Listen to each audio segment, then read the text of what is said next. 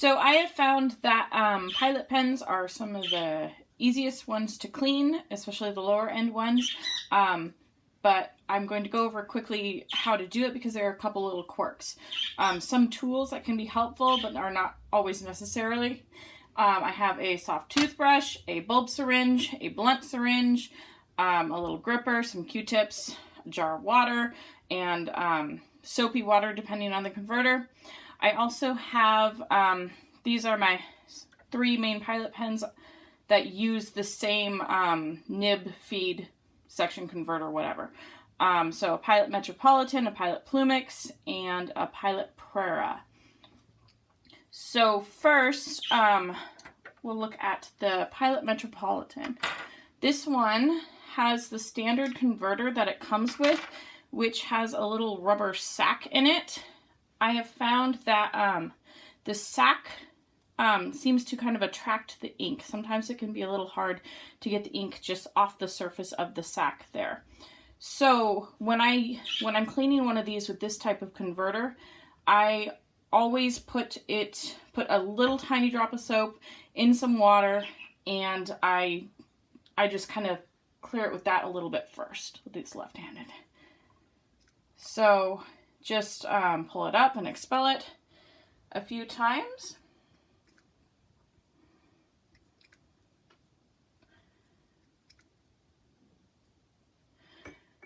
And I'm always worried that it doesn't get to the bottom tip here, so sometimes I'll kind of tap it a little bit and see if I can get some extra air bubbles out.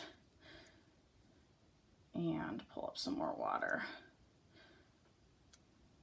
So I don't know what ink was in this one last, so we'll just see. So that still has quite a bit of ink in it. So then you can go into your clean water. Let me switch hands, I guess. And then I'll drip that into the sink a few times.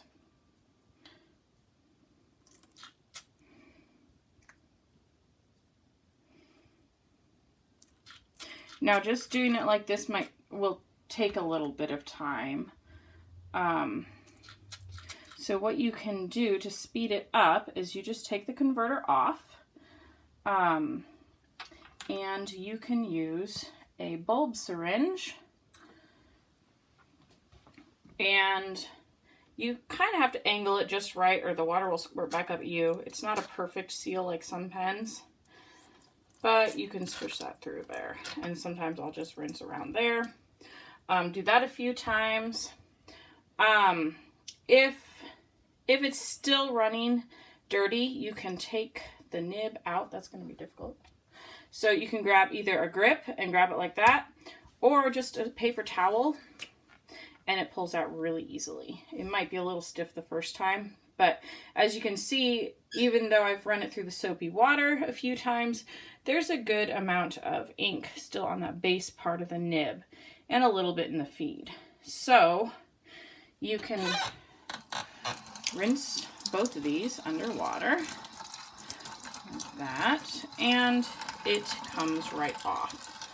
If it is extra stuff on there, if you're using like a waterproof or Noodler's ink, you can just kind of lightly scrub it, or if it's dried on there, but that is pretty much clean. You can double check inside the section here with a Q-tip. See, nothing's coming out.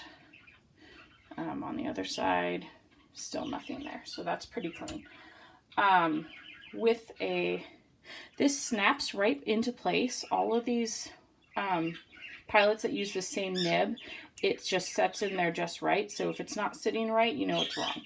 I guess that's obvious. Anyways, with the Pilot, there's no special way to fit it in here because it's a round section. So you just push it back in, make sure it's secure, and you're good. So then over back to the converter here. Let's see here. You can take a syringe, make sure that not to puncture the sack or anything, and kind of go like that. That helps sometimes. But as you can see, it's still pretty inky. I haven't spent that much time with it yet. So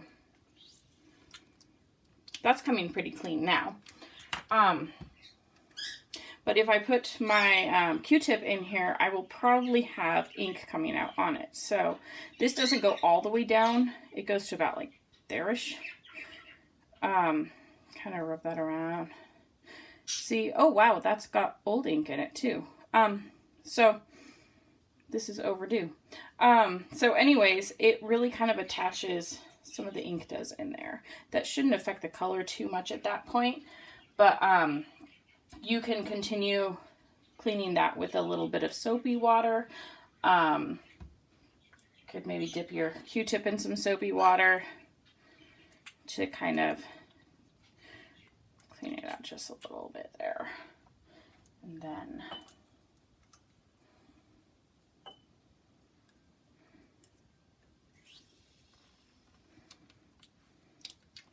so that now should be pretty clean.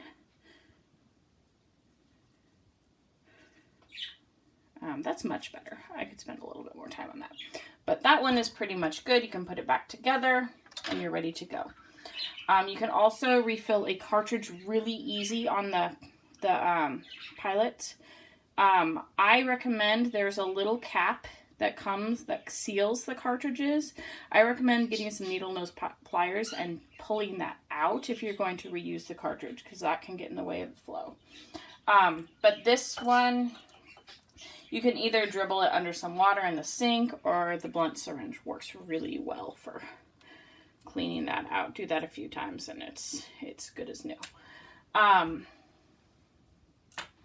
Okay, so then on to the next one. This is a Plumix. I've already shown you that converter style, so I'll do that later.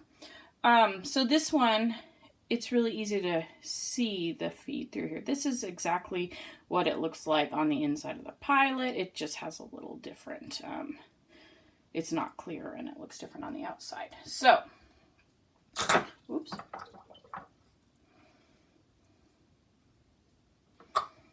So yeah, so you can take your bulb syringe and do that. And as you can see when I'm doing with this, there's definitely some ink right around there that's getting built up. So this one was also a bit stained because we really liked Noodler's ink when we first got into this, and sometimes they stain. So then this one,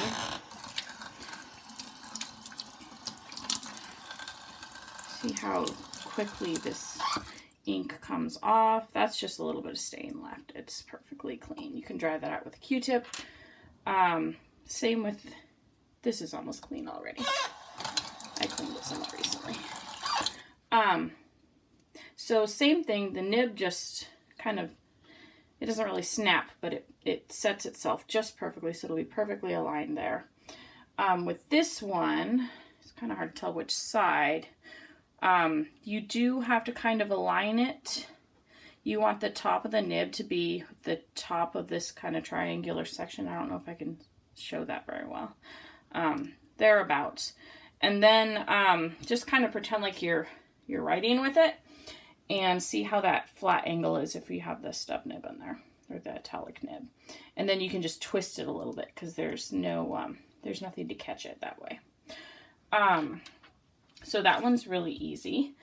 Another thing I can show you with this one is to dry out the nib. It's super easy. You just put a paper towel around it like that, and you can probably see the little bubbles kind of going down. It's already drying out the feed there.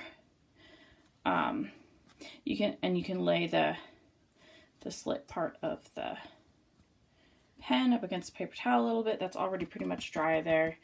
Shake some of the little drops out.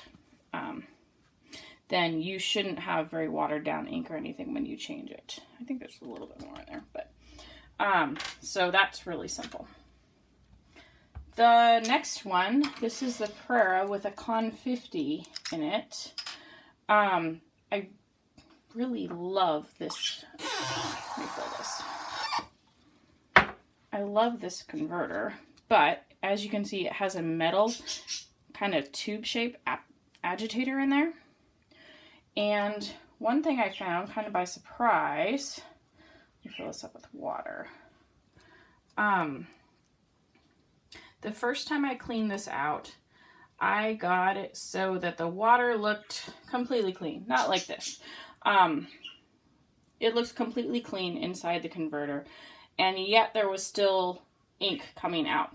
So I found that you have to actually move that agitator back and forth a little bit in order to make sure that you get all of the ink out of here. You can also take it out because sometimes this section, this forward section here, will kind of hang on to a little drop of ink.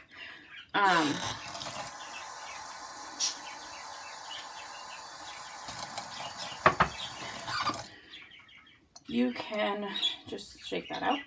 You can also just fill straight into the converter. This doesn't get a full fill. And just shake that around. I don't know if you can see that very well. And you can see how much inkier that is now. Because there was ink inside the tube of the agitator there. So that's just the trick with that one. There could be a little ink stuck in there. This pulls out exactly the same, goes right back in just like with the Metro. And there you have it. I do not like to use soapy water, at least very much, with any type of converter that is a twist, because it tends to kind of eat away at the lubrication of the piston and cause problems. I mean, if you really need to do that, then only do it like once or twice with the soapy water and then use clear water. So hopefully that helps. So yeah, a couple quirks, but they're really easy to deal with. You don't even need all of these tools. You can kind of make do without them, but they help. So hopefully that helps, and thank you.